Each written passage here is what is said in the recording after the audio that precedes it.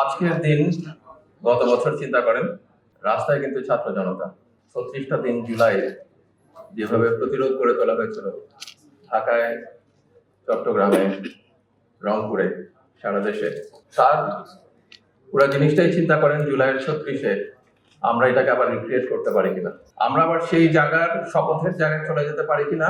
সেই 5ই আগস্ট নতুন করে বাংলাদেশ স্বাধীন হয়েছে।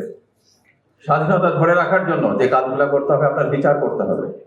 আমরা চেষ্টা করছি আমাদের জায়গায়, কিন্তু এককভাবে সরকার পারে না। আপনারা জানেন, জনগণের, ছাত্র জনতার যে আকাঙ্ক্ষা, সেটা বাস্তবায়নের জন্য কখনো কিন্তু পথ ছেড়ে দিতে হয় না। ফ্যাসিবাদ বারে বারে ফিরে আসার চেষ্টা করে, তাকে প্রতিহত করতে হয়, দমন করতে হয়। আমাদের যেন সেই চেষ্টাটা বহাল থাকে। বাংলাদেশের মানুষ অনেকবার রক্ত দিয়েছে। বাংলাদেশের মানুষ জেল, জুলুম, বিচারহীনতার শিকার হয়েছে। বাংলাদেশের নতুন যারা জন্ম নেবেন, নতুন যেই প্রজন্ম গড়ে উঠবে, তাদের যেন সেই অন্যায় ফেস করতে না হয়।